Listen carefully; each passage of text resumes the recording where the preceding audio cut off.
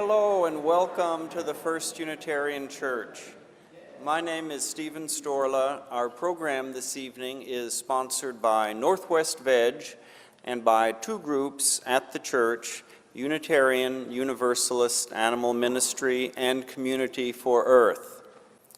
At our church, animal advocacy and environmental activism are integral elements of our social justice work. After the talk, there will be a question and answer period, followed by a reception with vegan food and beverages in the Channing Room. That is close by in this building, in this corner of the building, and you can get there by going out these side doors or the back door and turn right before you would exit the building. At the reception, you can have a chance to speak with Dr. Rao and to learn more about Northwest Veg and about the First Unitarian Church. Introducing our speaker this evening is Jacqueline Leeds, Executive Director of Northwest Veg. Please join me in welcoming Jacqueline.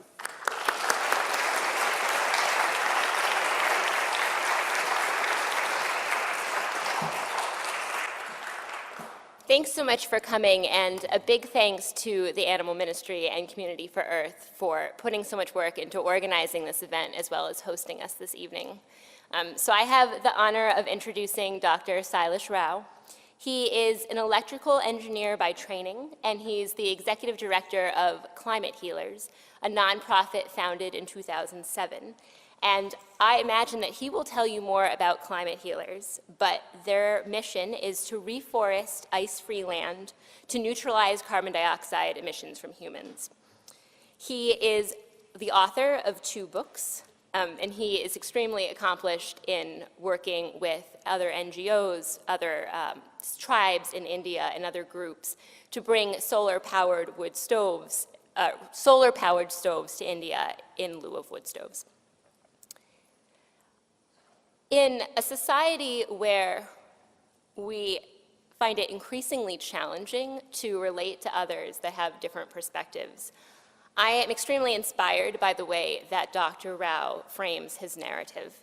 He uses his personal story to share how we can reframe commonly held stories, and he does so through this paradigm of metamorphosis, a way to educate people without shaming, to show how we can transform each other together as equals. So I hope that you enjoy Dr. Rao's talk as much as I have in the past. And welcome, thank you for being here, Dr. Rao.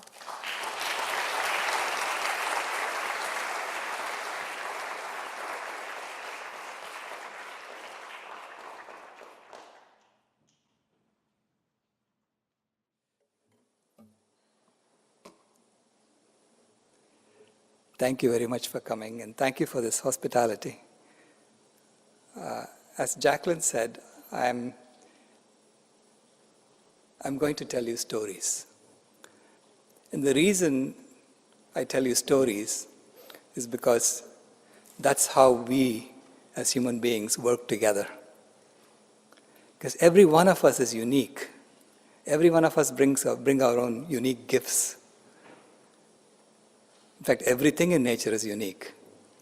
And this is why we tell stories, to make sense of reality. So the stories I'm going to tell you are going to be shaped by my life experiences. And I'm going to begin by telling you why I even called my nonprofit Climate Healers. Because healing is about reversing the disease. It's about making something whole, that which has been broken.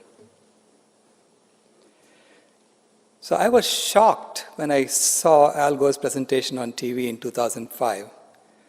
I was a systems engineer working on 10 gigabit Ethernet at that time.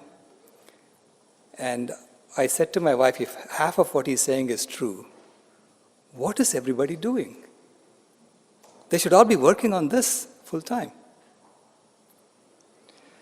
So I said, I have to study this problem, and I'll let you know within 3 months what I should be doing in my life.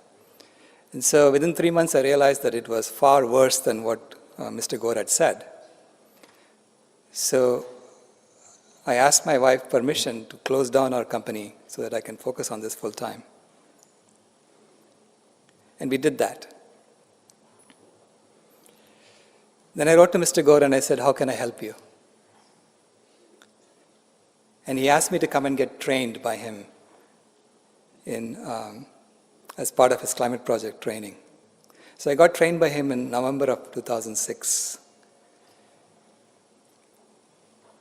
And I went around giving his presentation for 1 year like I had promised I would do. And all along I had this dissatisfaction with the way we were framing climate change. Because there was something wrong. I like to use the analogy of a patient who goes to a doctor with a persistent mild fever and a lump the size of a coconut by the side of his head. The doctor examines him and he says that the lump is cancerous and it's causing you a fever. I'm going to prescribe you Tylenol so that as the lump grows, your fever does not go over 2 degrees Celsius.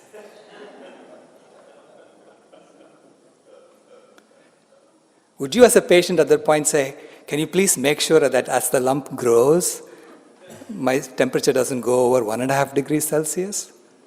Or would you say, can you take care of my problem? I don't want to have a fever.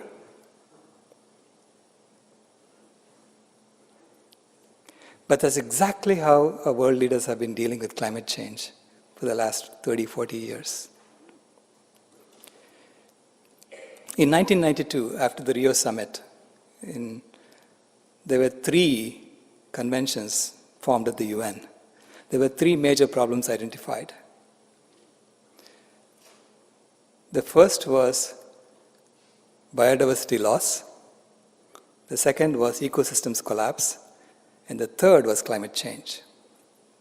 So they formed 3 conventions: the Convention on Biological Diversity, the UN Convention to Combat Desertification, and the UN Framework Convention on Climate Change. How often do we ever hear about the first 2?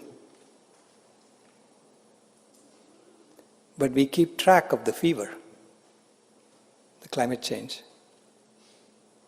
And we argue about whether to give the patient Tylenol or no Tylenol.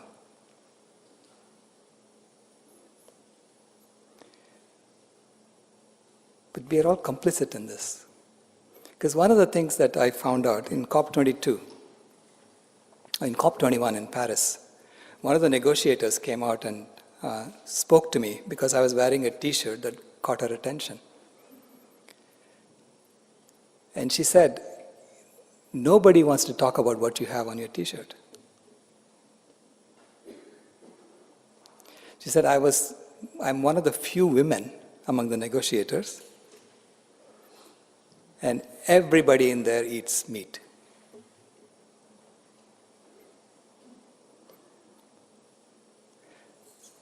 And the negotiators were told right from the outset not to mention the C word, consumption.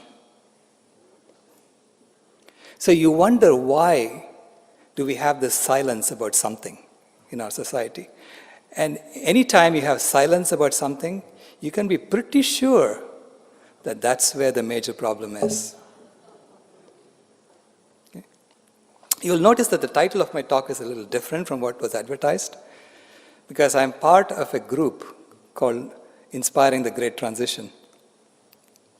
And we have all determined, we are people from all over the world, and we have determined from now on, we are going to keep talking about the Great Transition. Because there's a book by Jeremy Lent that came out recently, a philosopher, and he said that there are 3 possible futures for humanity at the moment. The first future is a complete civilizational collapse. And nobody works for a future like that. The second is what he calls a techno-split, where a few people have access to lots and lots of technology and all the resources of the planet, and the rest have next to nothing. It's an extreme inequality situation. And that is what our current system is headed towards. And the third is the great transition, the great transformation of values.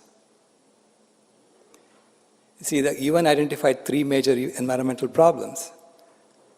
And Gus Speth, who's the Dean of Environmental Studies at Yale University, he said recently that 30 years ago I thought that the 3 major environmental problems on Earth were ecosystems collapse, biodiversity loss, and climate change. And I thought with 30 years of good science, we can solve these problems. I was wrong. The 3 major environmental problems on Earth are selfishness, greed, and apathy. And to solve these problems, we need a spiritual and cultural transformation. And we scientists don't know how to do this. It's up to us. I really think the faith community has to come together now to do this. So before I begin, can I ask you how many of you here are vegan? That's amazing. I think you are the highest density of vegans I've ever seen.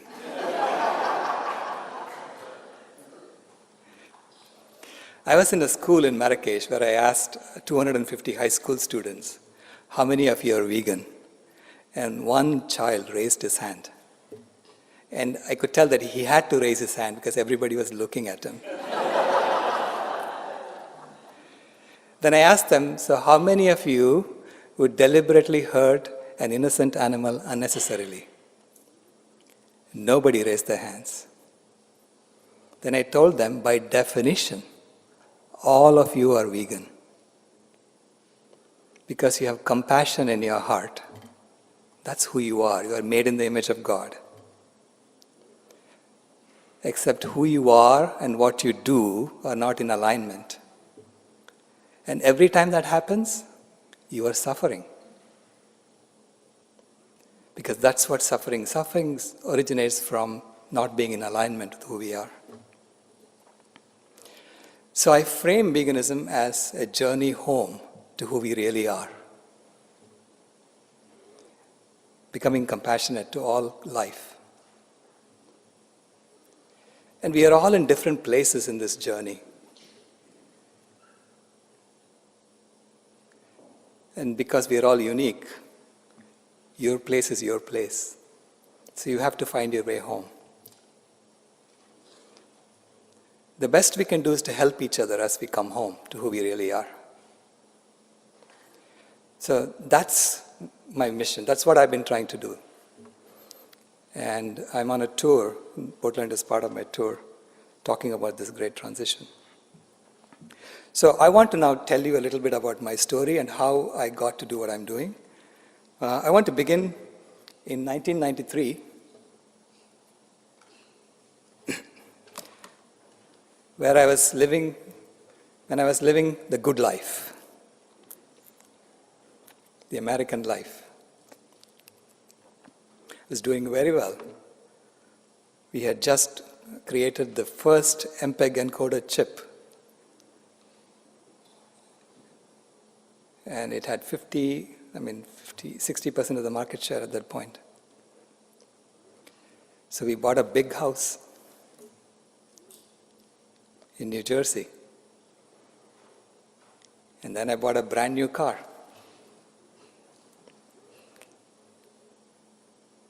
Because that's what we have been told, that's the story we've been told is going to make us happy.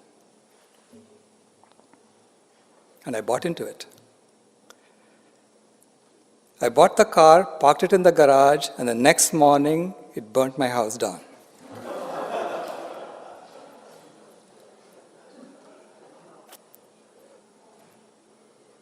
So fortunately, we ran out of the house. And then I called the dealer up and I said, "What did you sell me?"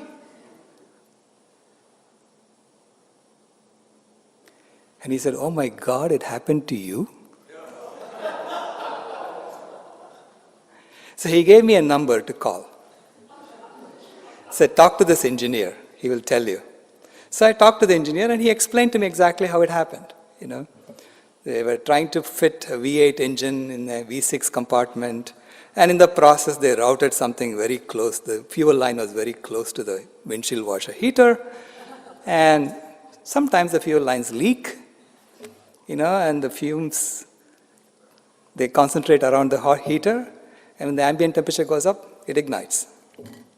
So too bad. And he said, yours is the 8th car that caught fire. Headquarters is waiting for 10 before they issue a recall. We are all numbers at this point. See, I realized at the point I was just a number. So the next morning, the automobile manufacturer sends an expert to examine the fire. That expert was an academic, a very respected professor of physics from the University of Pennsylvania. And I could see that this expert was looking at everything except the car. So I told him, Professor, why are you looking at all that? Because I already spoke to Eric and he told me what happened. He said, who told you to talk to Eric? You're not supposed to talk to Eric. And then he went and complained. He said, how can I do my job if people are giving out these numbers? Since then, I couldn't catch Eric on the phone. He just disappeared. And then there was a lawsuit between the manufacturer and the insurance company. It went 4 years. I got to see how corporations work from the inside. And I got to see how they were stuck in that mode of operation. Because if they admitted they had a problem publicly, they would get lots and lots of lawsuits. So they had to pretend they didn't have a problem. Meanwhile, they knew they had a problem and they were working on it inside. And so in the process, lawyers made a lot of money because they were suing each other on both sides. Our house even this house at that time cost about $280,000 to rebuild, but the lawsuit was for $4 million.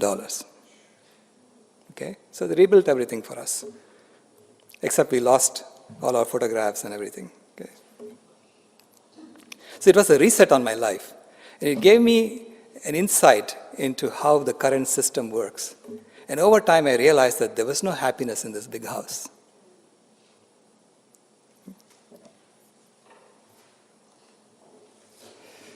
So when it came time for me to work on climate healers, I'm a systems engineer, so I look at it from a systems perspective. So I was looking at the 3 major problems, and so where is the best place to go study these 3 major problems in one spot?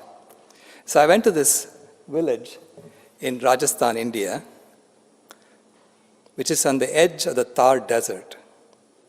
If you look, this is the satellite map of the world, and if you look, this desert starts at the western edge of Africa, goes all the way into India, and becomes the Thar Desert there. It goes all the way into China and becomes the Gobi Desert there.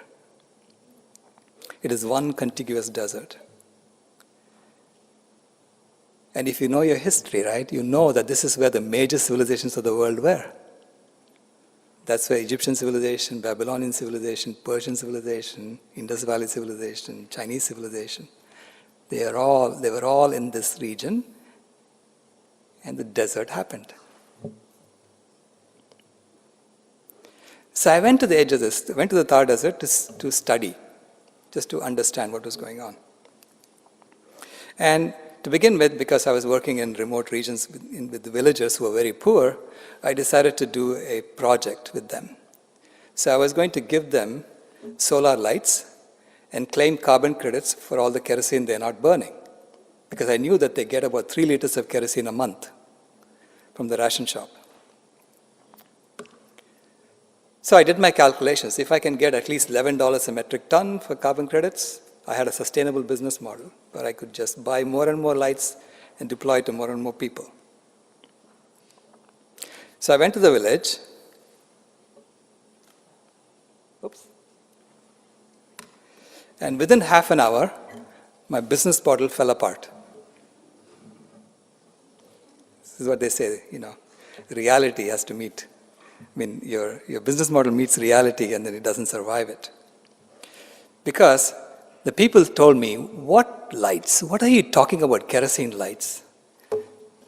Why do you want to change the night? God gave us night so we can go to sleep. And then I asked them, what are you using all this kerosene for? And they said, we use it to start our cooking fires.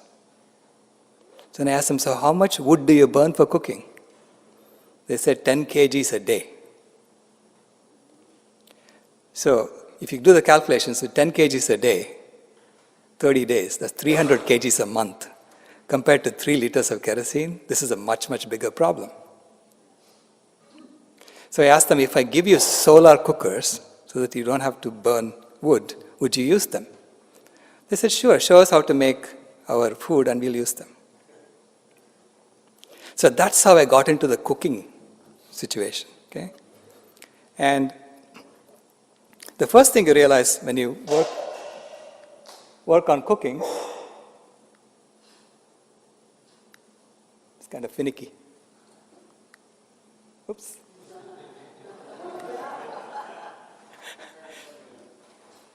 Okay, thanks.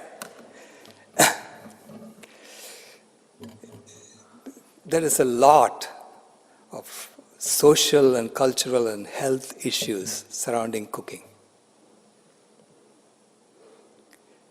People have been doing this for 40 years, since 1970.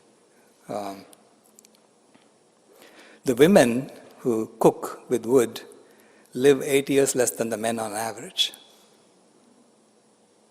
It's the opposite of what you'd expect, because they're breathing in all that smoke.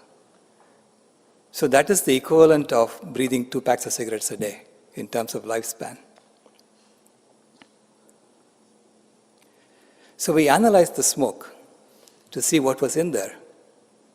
And we discovered that the smoke was filled with industrial toxins from all our effluents. It had dioxin, it had furan, benzopyrene, you name it, it is there. Everything that we put up in the air comes down in the rain somewhere, and it's absorbed by trees. And trees are very good filters. This is nature's way of cleaning up our toxins. So the trees filter the toxins out, store them in their trunks and their branches, so that the water that's transpired from the leaf is as pure as possible. But these women were cutting those trees and burning them. And every year the concentration is increasing, so it's getting worse and worse and worse. So then it occurred to me, if it's in the trees, it should be in the vegetation as well. You see, the reason there is a lot of deforestation and desertification happening in this region is because the vegetation is eaten by livestock or farmed animals. And then we milk the farmed animals and sell the milk to the people in the city. So the biomass from the forest is now disappearing into the city, including the nutrients from the forest.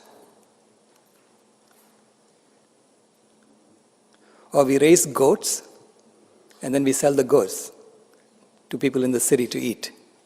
So the biomass from the forest is now, including the nutrients, is disappearing into the city. So over time we are depleting the forest. When goats finish eating, they leave nothing behind because they even eat the roots. So it becomes a desert. So it was clear that anything new is eaten by animals or domestic animals, and anything old that is in the forest is being cut down and burnt for firewood. So the forest was being attacked from below and from above, and it was dying. So the people protected 250 acres of this forest. They put this stone fence to prevent animals from going inside, domestic animals from going inside. And in 4 years, it became that.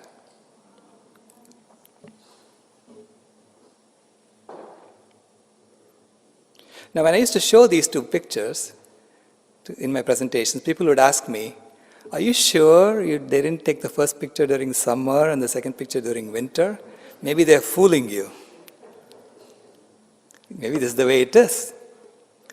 So when I went to the village in 2008, December, I asked them, can you please show me this forest? I want to see it.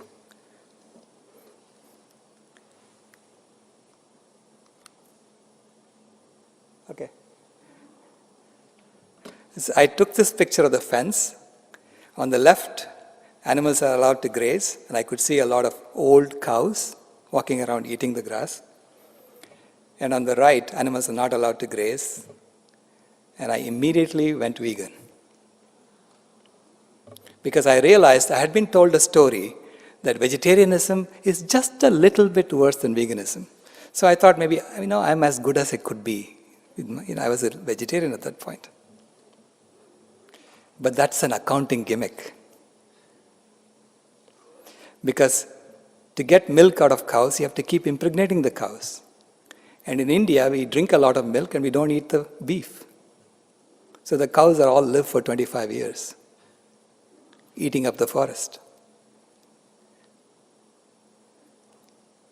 So I knew that my impact was worse than someone who's eating an omnivore diet. So I decided to go vegan on the spot.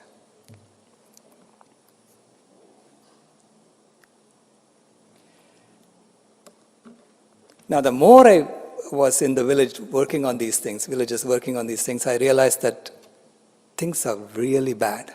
Things are getting worse and worse and worse. There are a few places where people are trying to protect some land, but it was being destroyed in other places because we keep growing our economy. That growth. So in 2009, I went to this sanctuary in the Gore district of Karnataka. This was a sanctuary started by a couple from New Jersey. The husband is an Indian and from India, and the wife was an American. So they met in New Jersey, they got married, they went back to India and said, let's do something. So they bought this coffee plantation and they tore down the fences and gave it back to the animals. They let it go. And over time, these animals came and dropped seeds. The birds would come and drop seeds. The elephant would eat a whole jackfruit in the national forest and come and poop the jackfruit in their sanctuary. All the seeds would come out with the manure to create a new jackfruit tree. So over time, this sanctuary is now so dense. The underbrush is so thick, you can only walk where the elephants walked. Because they are the ones who create paths in the forest. And at night, there was such a loud din of insects that I could barely hear my sister talk. So I asked them, what else did you have to do to make this happen? It was just the animals who did this? And Pamela said, no, we had to patrol the land and make sure that no human being comes inside. And at that point, I felt so small. I felt as if I don't belong on earth because I was born in this forest.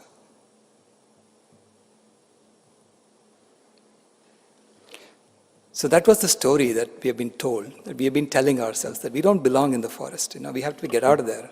The civilized land is outside the forest. But we use the forest for our resources. The only reason why people could not be allowed inside the sanctuary was because they see every elephant as a $1,000 bill. Because that's what people want from the elephant.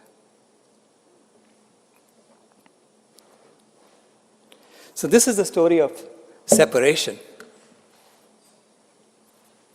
that we have been telling ourselves. We have been banished from Eden because we ate the apple. But this story of separation leads to inconsistencies. And anytime there are inconsistencies in our stories, there is something wrong with the stories. What I mean by this is, if you look at Laudato Si, or the Islamic Declaration on Climate Change, or the Hindu Declaration on Climate Change, you can see statements like this, which contradict the axiom that God is all-powerful. If you read these statements, it's as if human beings have suddenly become more powerful than God. You cannot have one and the other. You have to choose one. Is God all-powerful, or are we more powerful than God? If God is all-powerful, then the story of separation must have some flaw in it. Maybe we are not interpreting it right.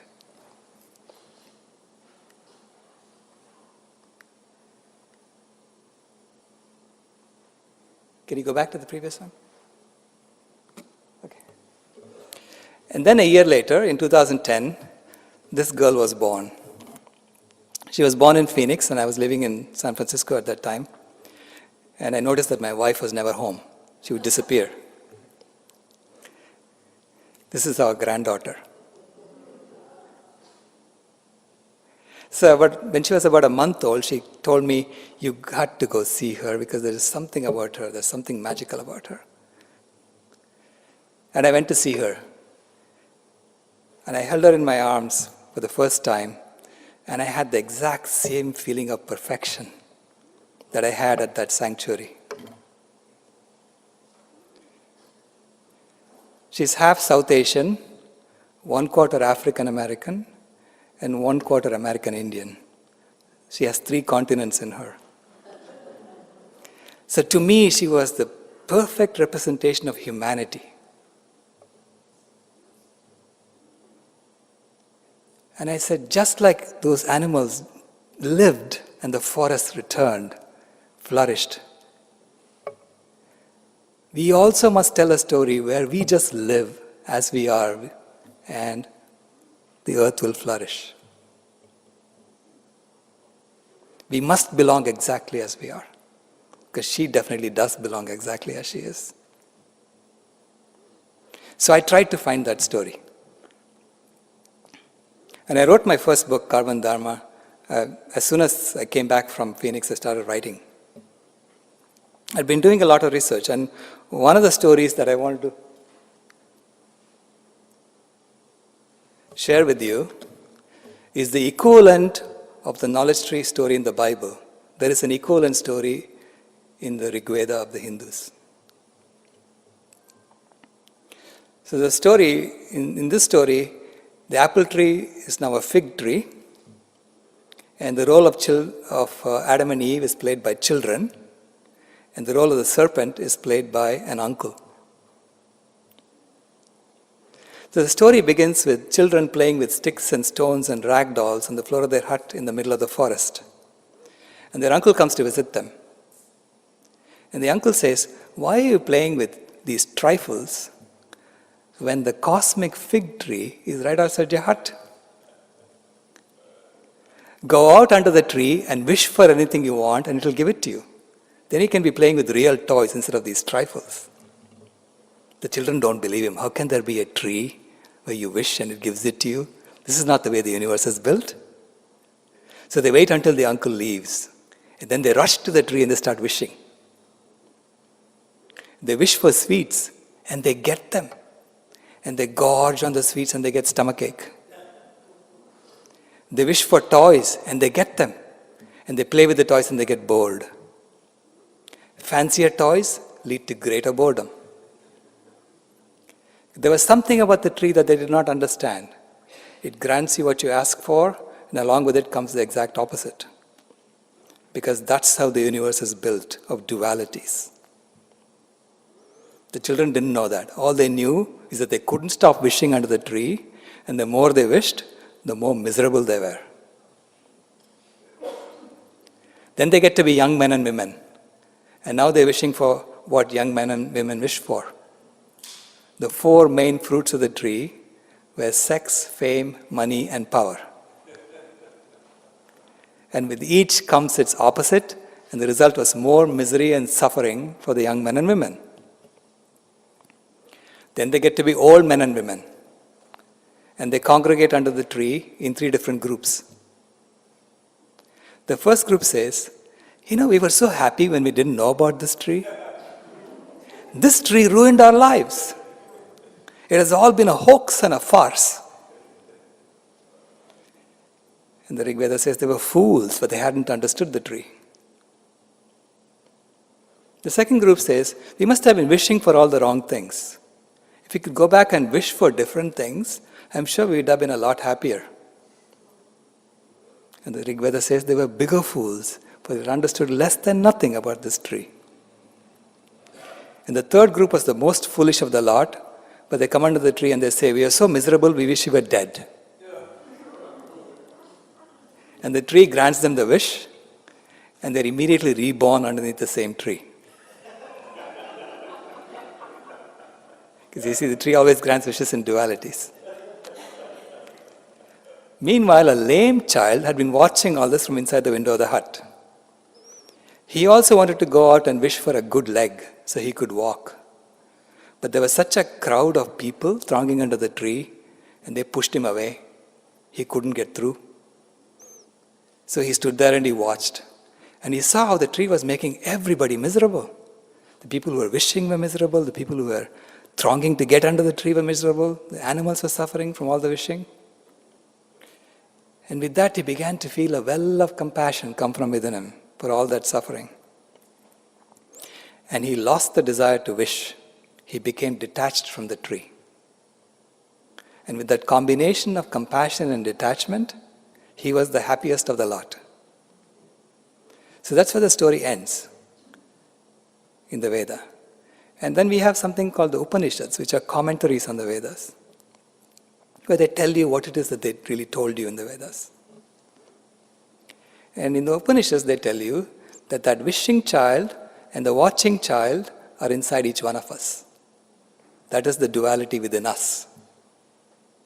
And the purpose of all meditation techniques is to discriminate between your watching child and your wishing child, so that you can observe your own wishing child and to identify with your watching child, because that is the compassionate, detached part of yourself.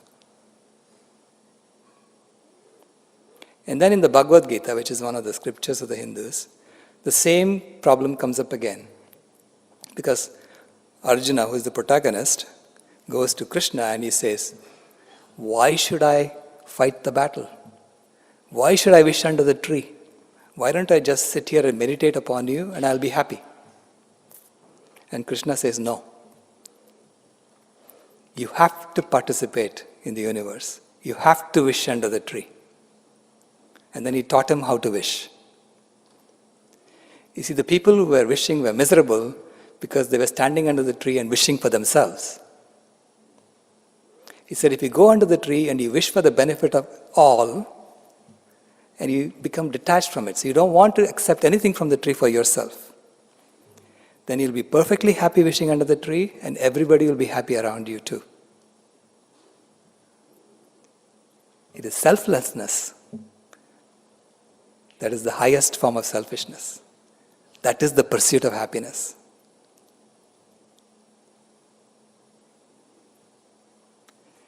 So it's something that we as vegans find out accidentally. I went vegan because I saw what was happening in the forest and I said, I cannot live with myself if I continue doing this. So I gave up my dairy habit. Within a week I had this huge sense of guilt lift off my shoulders. I didn't even know I had carried all that guilt all my life. And then within a month, all my arthritic pains went away.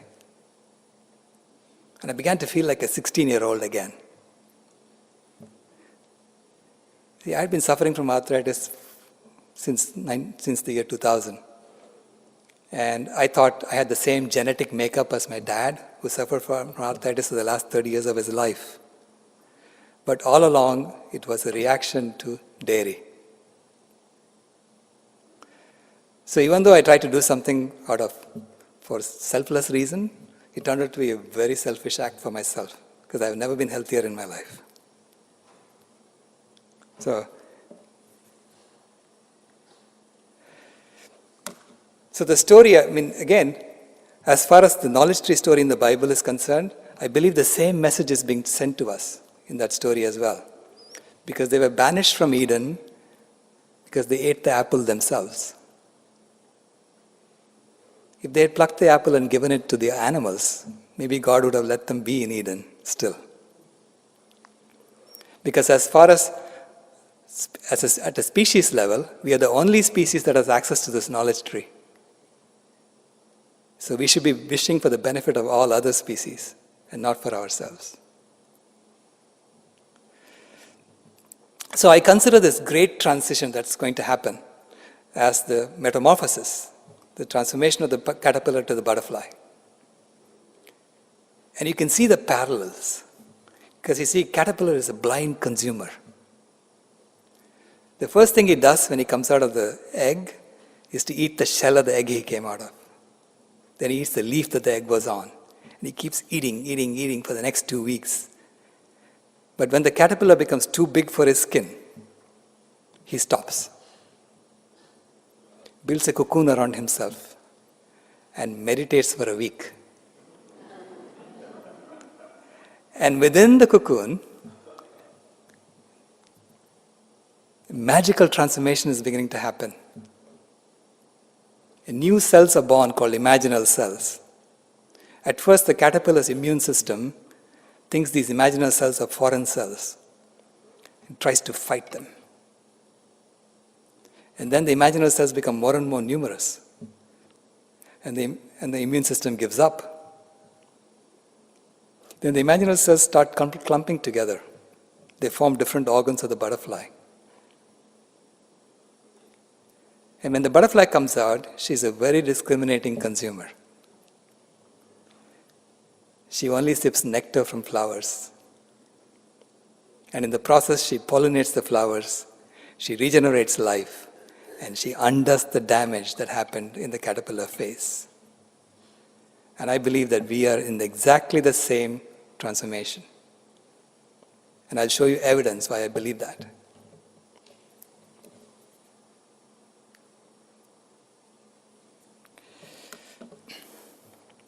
Clearly, this is a spiritual and cultural transformation that has to happen. So in 2012, this is at the COP17 in Durban, South Africa, we wrote an interfaith declaration on climate change, and almost every faith leader there signed it, including Archbishop Desmond Tutu. You see his signature there.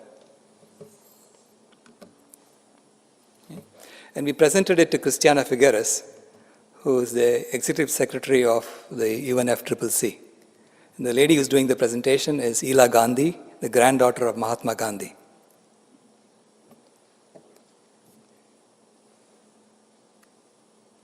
And in that declaration, we had this 2-sentence addendum,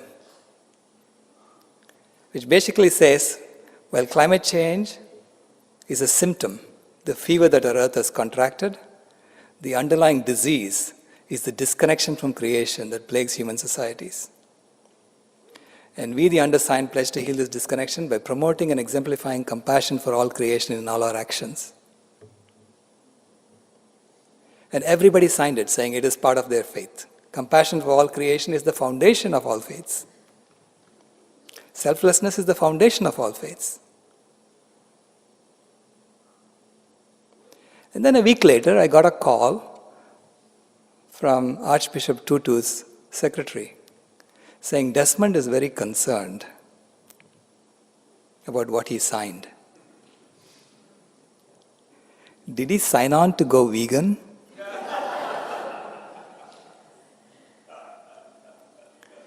Because he loves his chicken too much.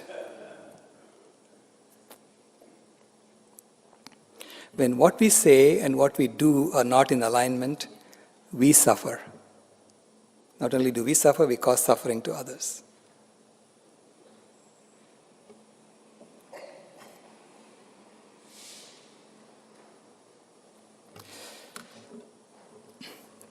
So then I had to look at the way climate change is being framed today to see if we can tell a story where we did belong exactly as we are all along as human beings.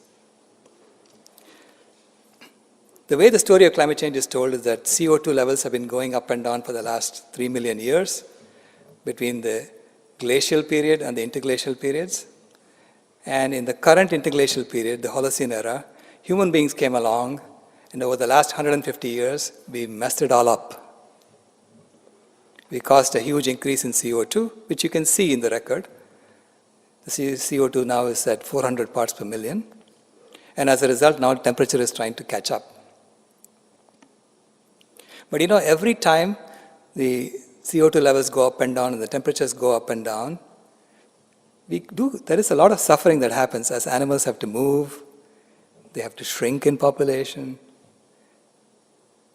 And then in the interglacial period, they have a few thousand years where they can expand in population.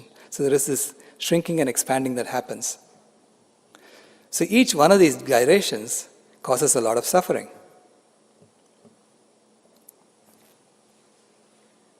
So I want to now show you what really happened in the Holocene era, an alternate interpretation of it.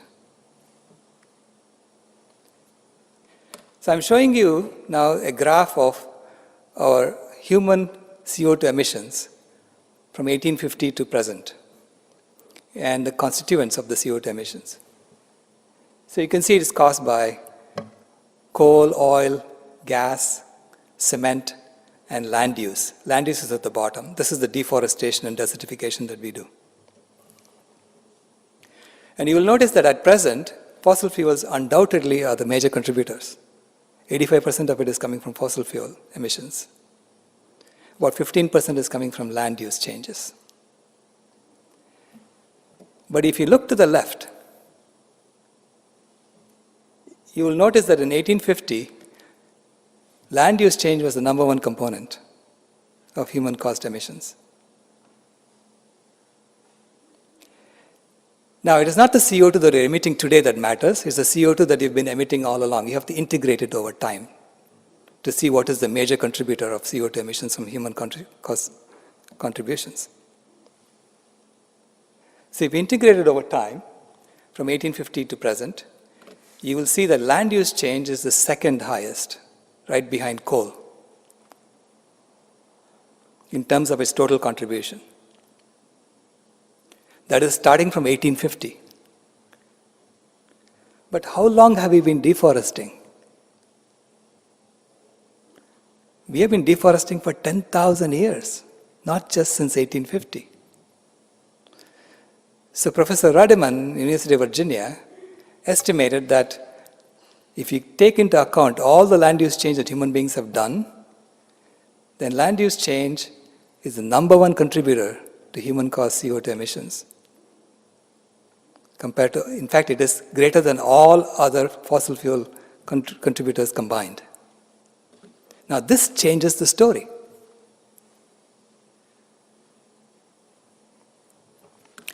He then looked at the ice core record and mapped out the CO2 in the atmosphere and the methane in the atmosphere for the last 10,000 years and compared it to previous interglacial period, that is the closest to our current interglacial period. So the previous interglacial period, it was going down like this, the CH4, and the CO2 was also going down like this. And in the current interglacial period, it matched the previous interglacial period until about 6,000 years ago, and then it deviated. So 6,000 years ago, it started going up, the CO2. And that's because of human deforestation. So in that sense, the world as we know it really did begin 6,000 years ago. Because we took over the atmospheric concentrations of gases as a species.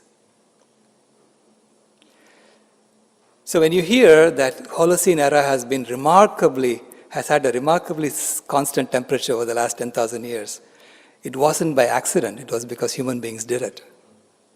It was our ancestors who did it by deforestation, unconsciously. I guess just like the elephant unconsciously contributes to the forest. So if you look at the temperature for the last 20,000 years, we came out of the glacial period and reached this interglacial period. And we were going to go back below glaciation threshold 5,000 years ago. Except because of all the deforestation and the animal agriculture that we had started, we kept the temperature constant instead. The actual trend is up here. This is what we should have been expecting. So until the industrial era, we caused this increase in temperature of A. And after the industrial era, we caused this increase in temperature of B. And according to Ruddiman's calculations, A is greater than B. Of course, since 1850, we have caused a huge rise in temperature of about 1 degree Celsius. And if we just project that we will keep doing what we are doing forever and ever, and we burn all the fossil fuels we have on Earth, we're going to crank up the temperature to that point, and then we're all going to die off, and then the Earth will get back to the glacial period. So this is a projection assuming whatever we are doing now, we'll keep continuing to do forever. But human activities today, human economy is 60% larger than what the planet can support already. We are bigger than the skin that we are in. So why would we continue to grow?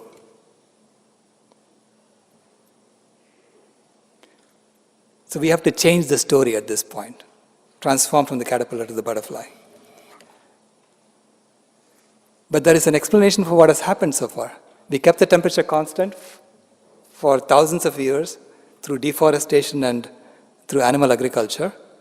And in the last 150 years, we have now created all the technology we need to maintain the temperature without deforestation. And now we have the ability to bring back the forests that we have destroyed. Because if you look at the global land carbon stock, the land carbon stock is high where the forests are, and it's low where the deserts are.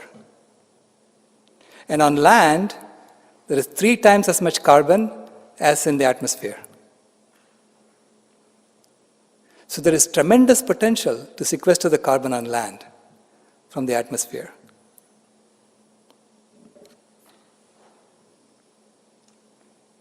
So you can see how the dense land carbon stock corresponds to the forests. This is the Amazon, this is the Congo, the 2 major tropical forests still left. But they're being eaten right now, as we speak, by our farmed animals. You can see the cows surrounding the Amazon, they're eating into it. You can see them surrounding the Congo. So as we expand our consumption of animal foods, more and more of these forests are being destroyed.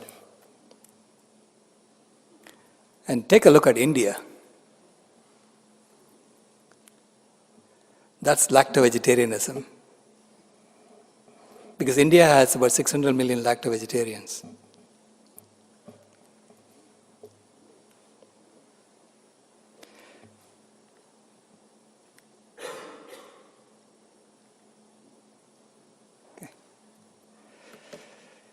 So now I want to give you an analogy of what is going on.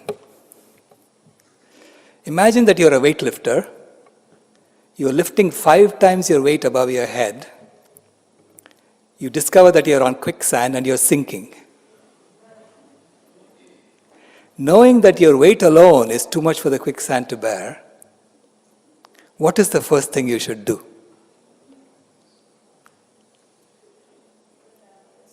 Drop the weight.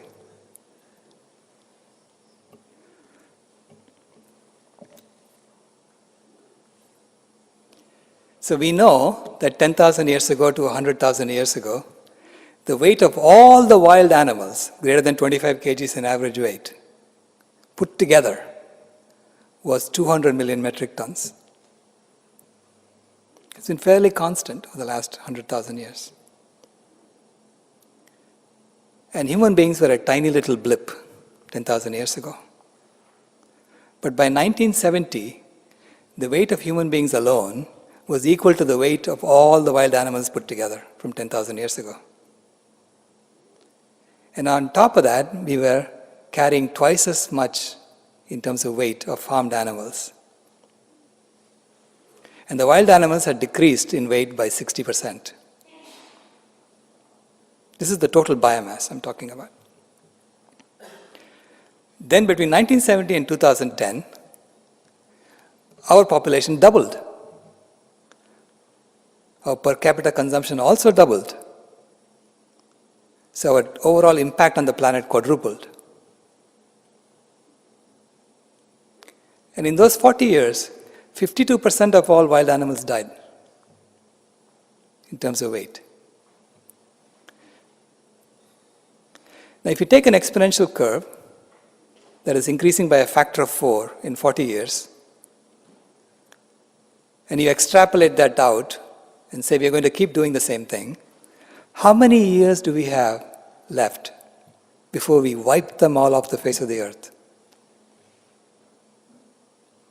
And it turns out to be 16 years, by 2026. So when I made this calculation in 2014, this is from the World Wildlife Fund's Living Planet report, I was so shocked that I pledged to my granddaughter publicly that in 2026, when she is 16 years old, there will be more wild animals than when she was born in 2010. And I want to keep that pledge with all your help. We can do this.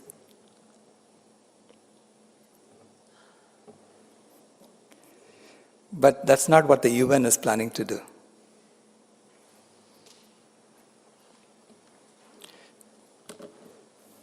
You see, I said that the weightlifter is lifting 5 times his weight. Our farmed animals weigh about 2.5 times our weight right now, but they are all young animals and they eat twice as much as their weight alone would indicate, because we kill them as soon as they reach puberty or less. So they are eating 5 times as much food as we do.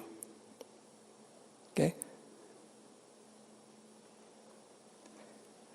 So, but according to the UN, their plan, according to the UN FAO, which is the Food and Agriculture Organization, the plan is to double livestock production by 2050. So by 2026, if we continue doing what, according to the UN plan, wild animals will disappear, our population will increase, and once wild animals disappear, our population will also start disappearing. Our necks are on the chopping block. Because we are now deploying high technology to go and catch the fish in the ocean.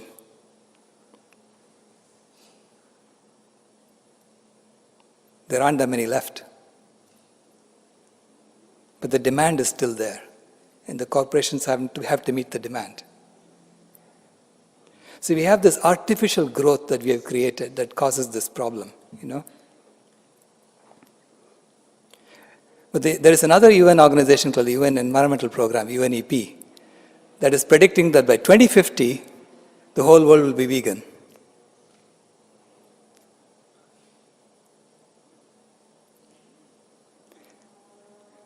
But this is not a good plan. This is the techno-split plan. This is the caterpillar thinking that he will remain a caterpillar forever.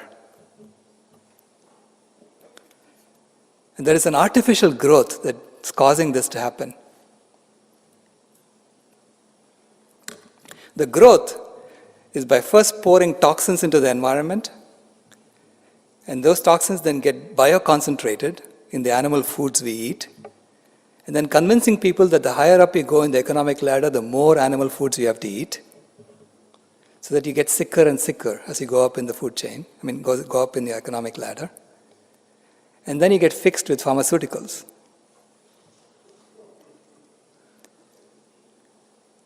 And more than 1 billion people are employed doing this to us. So once you have this growth with 1 billion people or more employed, there is no government on earth that's going to say, let's stop it. Because of the system that we have created. The system is based on competition and consumption and growth. So it's a systemic problem. The system rewards those who are selfish and greedy. So that's how selfishness and greed have become so common among us. So to solve this, you really have to change the system. First, drop the weight. And then you will suddenly have all the resources you need to bring back the wild animals. Because 35% of the land area of the planet currently is used to just graze animals, our animals. And on that land, if we just return the original forest that used to exist in 1800, we can actually sequester 265 gigatons of carbon on just 41% of that land, which is more than the 240 gigatons of carbon we have added to the atmosphere since 1750. We can literally reverse climate change just by bringing back the forests that used to exist in 1800.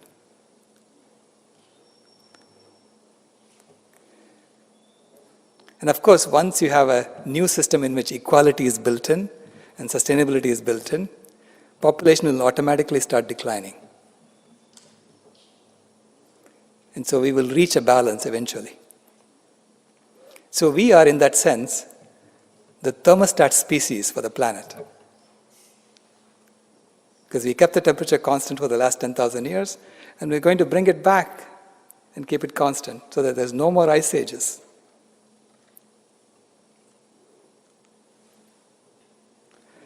And this transformation is already happening. This is what I call the butterfly story. It's already happening. Because as of 2010 in the US, 12% of millennials, 4% of Gen Xers, and 1% of baby boomers self-reported to be vegan. And you can see by the Google trend that since 2010, the interest in veganism has tripled. And it's tripled in all the rich countries of the world. So it's automatically happening. The imaginal cells are being born and they're growing in number. At first they were battled by the immune system of the planet, right? But now there are too many of us.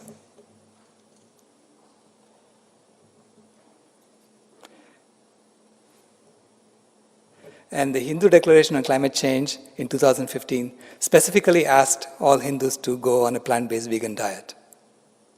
It's the first major religion declaration to do this.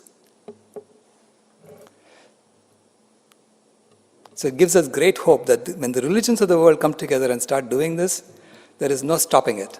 This is going to happen. And Buckminster Fuller said this. He said, you never change things by fighting the existing reality. To change something, build a new model that makes the existing model obsolete. But you can build this new model in parallel with the current system. You have to build a new system in which equality and sustainability are built in, where we are not toxifying the land as we live.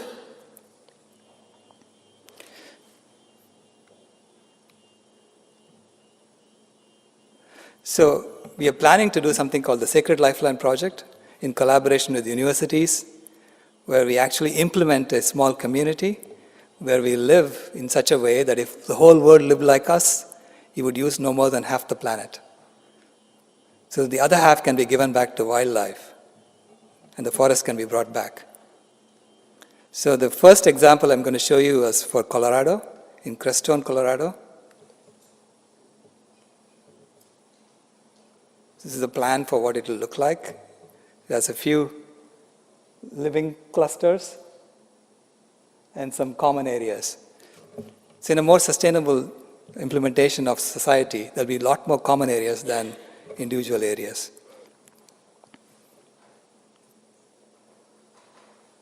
So each cluster will have tiny homes, humble homes for families, and a common kitchen, a large kitchen where the community can come together. So the idea is to build community around food.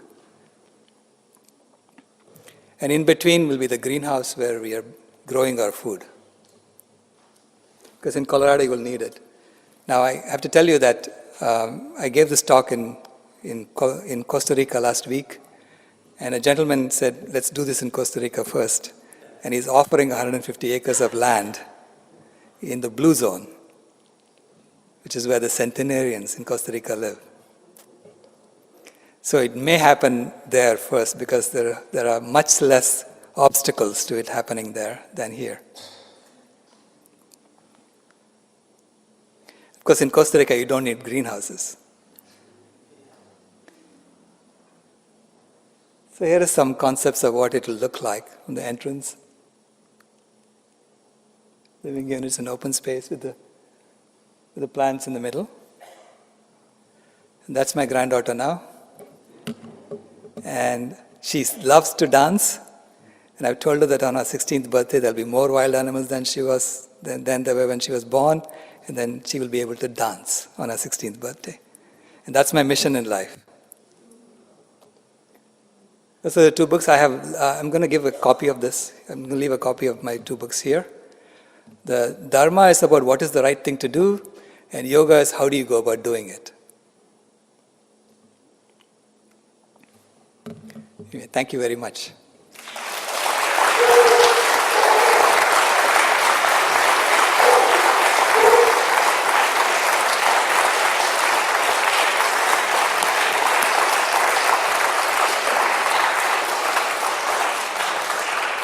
I love it that I get an applause from other species as well. As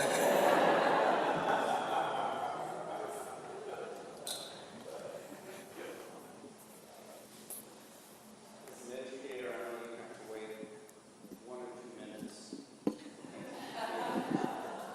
Asking a question.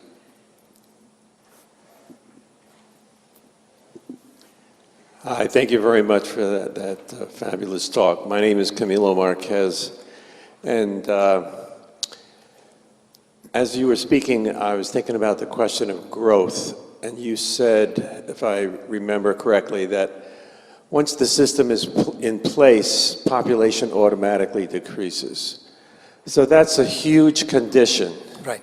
And the system's not in place. We believe in growth. We're dedicated to it. We certainly don't believe in any kind of restrictions on reproduction. But clearly, that will be necessary for this system to operate. And, you know, I can't help but think of the paradox that your presentation of your beautiful granddaughter presents. You know, we're not going to be able to have such beautiful granddaughters if we're going to survive the dilemma that we're facing. And growth has to, at a minimum, come to zero, and probably, you know, go below that. So just, you know, how do we address those seeming paradoxes and challenges? Right. No, that's a very good question. You know, we have to have some feedback in our system to encourage a decrease in population over time. So we have been thinking about a currency system which is tied to the ecological footprint on Earth, so that we can restrict the overall ecological footprint to half the Earth, and then distribute that ecological credit equally to everyone. And as the population increases, everyone will get less and less credits. So the credits can be distributed to people automatically every 50 minutes right now. And as you start getting it once every 51 minutes, you start questioning, why are we having more children? Okay? That's one mechanism for putting feedback in the system. The other is also equality automatically reduces population. The more equal a society is, the less population, in fact, the population starts decreasing in our current system. We know that. This is why in France, Now they have incentives for women to have more children. So when I talk to people in the villages of India who are having more of the children, and I ask them, why do you have this many children? They tell me it's because of security. They don't know who's going to take care of them when they grow old. Whereas in the cities of India, where the average income is higher, there is a decrease in population. People are automatically having less than 2 kids per family. So I really think that there is a mechanism that's already built into us. The more equal we are as a society, the more secure we feel, and the less we are impelled by other circumstances like growth. Good.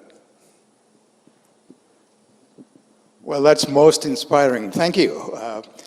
2 questions. Well, one question that's about, it's not quite clear how the population, the world population, not just for these countries, Europe and Japan, but the world population.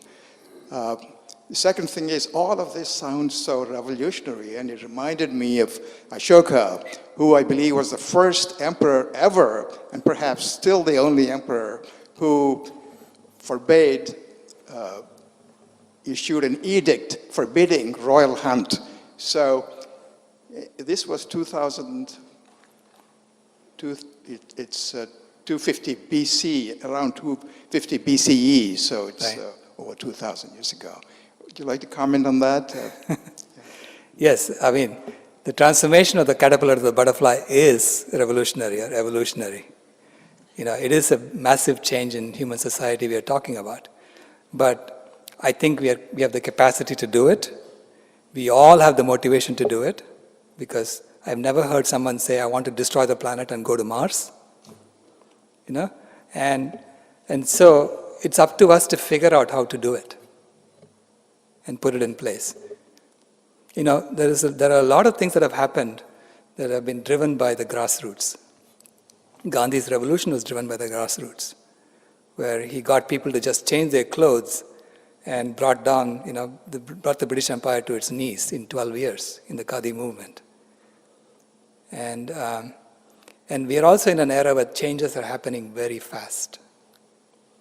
So we have a tendency to think that whatever has happened to us so far will keep happening forever, but we forget that just in the last 20 years, so many things have changed.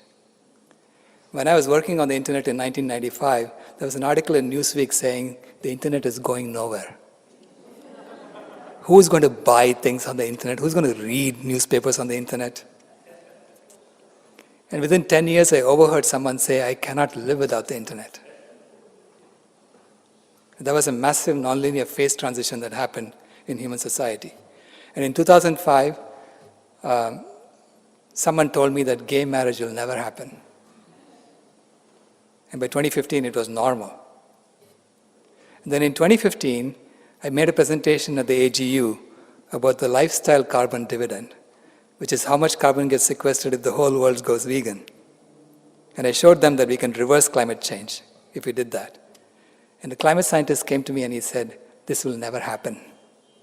And I said to him, by 2025, this is going to be normal.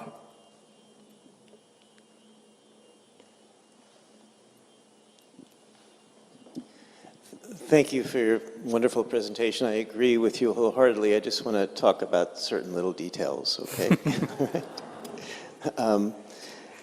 First of all, I take a long-scale view. I'm a dentist and know a little bit about paleoanthropology. And 10,000 years ago, the introduction of agriculture wasn't just farm animals. It was farming in general. And the pyramid builders in Mexico, for instance, when they started farming, they had less robust people than the hunter-gatherers around. Hunter-gatherers presumably ate mostly vegetable mass, but they ate some animals. So kind of the fall from Eden occurred, so to speak, with the introduction of agriculture in general, not just. And if you look at Weston Price, you see that native cultures had wonderful facial form and facial development when they were eating whatever their native diets are, which were mixtures of animals and vegetable matter. But when you had introduced refined grains, you started getting a fall from health. And so then you have this agriculture in the equation, not just the farm animal. Now, the farm animal is a huge percentage of the deforestation, but when you factor in your solution, shouldn't you also factor in, if you eliminated all farm animals, you'd have to do some kind of a fudge factor to compensate for the additional farmland needed for growing vegetables and things like that too. So yeah, Right. that's the crux of this. So the way we did the calculation, this is actually done with Professor Atul Jain of the University of Illinois and his student Shiji Shu. The way we did the calculation was, if we looked at the IPCC AR5, Fifth Assessment Report, Working Group 3, Chapter 11, there is a land use block diagram that tells you how land is being distributed today. And 35% of the land area of the planet is used just to graze animals. 10% of the land area of the planet is used to grow crops. And urban area is just 2%. Okay? And from the cropland, half the cropland output is going to feed animals. Okay? And also, I think all the crop residues are also going to feed animals. So overall, if you look at how much we are extracting from the earth to feed animals, that's 5 times the food that we eat. Okay? So if you just, instead of feeding the animals, if you eat it straight, you have plenty for us to eat. Right? So this is why we said all the grasslands can be used to return forests. And that's why we did the calculation. And even then, when we looked at the forests in 1800, only 41% of that land used to be forests in 1800. The other 59% were deforested before 1800. So we don't have a record of that. So even in that, just that 41%, we are sequestering 265 gigatons of carbon. Yeah.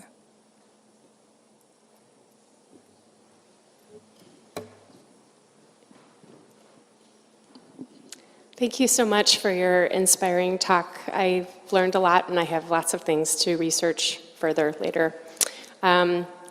As we speak here, are present now, the Unitarian Universalist Association's General Assembly is meeting in New Orleans. And tomorrow, they will be voting on just discussing the possibility of giving inherent worth and dignity to a species other than human. Mm-hmm. And today, it was supposed to happen, but it was really in those of us who would like to see our community open up to accepting ourselves in a multi-species world. It's to our favor for it to be tabled tomorrow, but it's very threatening. It was very clear today with the pros and the cons and the people who were really upset that we were putting animal rights and other beings' rights, or even considering their inherent worth or dignity above human.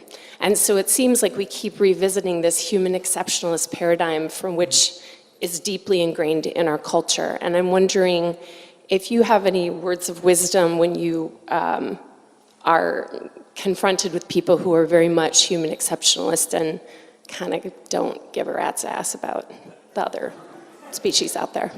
Well, I mean, even though they may not be too concerned about what's happening to other species, they're concerned about the environment. At least they make it clear that they're concerned about the environment. And to me, the environment is other species. Other species plus minerals. Okay? So, if our relationship with the environment is determined by a relationship with other species, this is why animal rights is an environmental issue. I mean, the dignity of animals is an environmental issue. And you should show them this, the weightlifter's problem. It makes it very clear. It's silly for us not to do it, not to drop the weight. It's silly for us to argue how much weight we should still be carrying. We are on ecological quicksand. We don't have too much time. I tell people, you're going to go vegan whether you like it or not. It's going to happen, okay? It's up to you to choose whether you do it in year 1, year 2, or year 9. It's going to happen.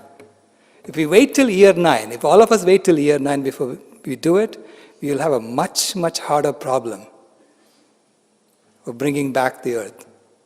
Okay? So the sooner we do it, the easier our task will be. But ultimately, life is going to win. Eden will come back. These are such great questions. I know. Who has the next question? Right here. Hi. Thanks. That was super inspiring, and your optimism is very contagious.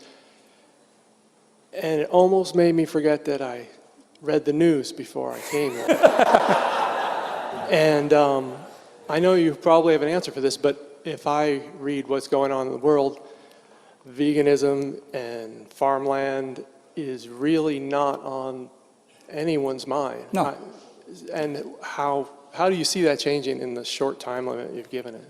Right. It's not on anyone's mind among those who control the news, because they are about growth. Okay? So it's not on their mind. We know that. This is why we did Cowspiracy. And in Cowspiracy, we could see that every environmental organization we spoke to didn't want to talk about it. Even though, if you're a scientist and you're addressing ecosystems collapse and biodiversity loss and climate change, the first thing you should do is to go vegan. That's the only thing that you can do that will address all of them simultaneously. Right? But they don't do that. In fact, at the AGU in 2015, when I presented the paper, guess what the main course at the banquet dinner was? Steak. And that's why they cannot imagine it happening. So I've stopped looking at the news. I'm more focused on building something new. Building this new model. This is how we did the internet also. We worked on this in parallel with the voice network. We didn't want to just tag on to the voice network. We built it in parallel, and we built it to the distributed architecture, where there is no big boss computer that tells all the other computers how to route the data. It's a completely distributed, non-hierarchical system, the internet. This is why it's so robust. And that's what we should be building among ourselves. Let's build ourselves in parallel and let them play with themselves. I think there was a question over here. Did I see a hand raised? You and then you. So that community, the Sacred Lifeline Project, I want to live somewhere like that. And you're saying things come from the grassroots, and we don't have to worry about what other people are doing. And you said you were in Costa Rica, and someone said, well, let's do that here first. I mean, there's lots of great people here in Portland who are already vegan, right, who I feel like would want to do that with me. Right. Is there a good way to bring people together in different communities who are already thinking Absolutely. this way to do it faster? Absolutely. And my I'd goal is to invest just, what I have. I love you. The idea is to trigger this conversation so that we are talking about the transition, we are talking about the new model, and not worrying about what's happening there. Let's work on this. We know what we need to do. We have to build the software and the hardware infrastructure for this so that we can do a measure our ecological footprint and make sure that we are within less than half the earth. So there's a lot of infrastructure that we need to build for the new system. So I want to trigger that conversation, and I want us to be enthusiastic about building it. Yes. Go for it. So it has to be, one thing I would say is the new system has to be completely open source so that it's all public domain knowledge that anybody can copy and use, right? And it has to be based on individual privacy and institutional transparency. The opposite of what we have today. One of the most popular modern arguments against veganism is that we would be losing food security by not utilizing pasture and grazing lands. Mm-hmm. And in doing my own personal research, I found that in North America, approximately 50% of those lands are actually cultivatable. And it's also possible to transform those into permaculture farms, which produce fruits, nuts, and seeds. But I was wondering if you had any statistics globally about how much of grazing or pasture lands is cultivatable. Right. The integrated science assessment model that Professor Atul Jain uses has all the nitrogen and phosphorus data for for every part of the earth, so they can assess how much can come back in each area of the planet, based on the depletion that we've already done. And then, of course, we have to rebuild all that, because we have taken things and we have flushed it down into the ocean. So we have to start rebuilding all that. But we have work to do for sure. That's why there are 7.4 billion of us, but it's much easier to do this here than to do it on Mars. I think we have time for one more question. I see a hand at the back. Good.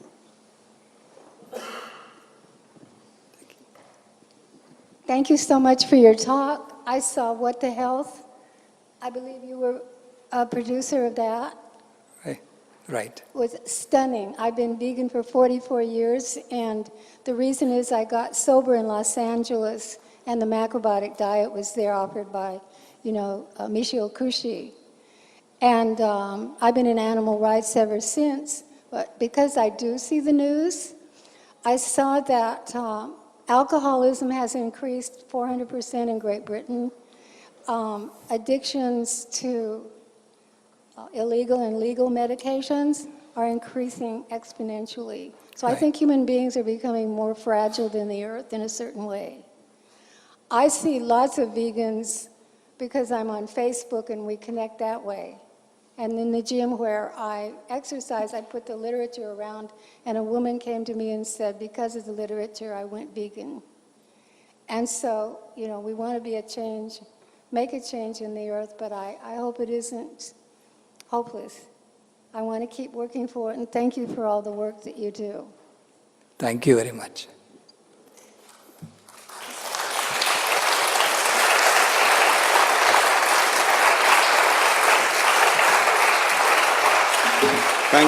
Thank you, Dr. Rao. And now we can continue our talks right over in the Channing Room for the reception. Please join us there.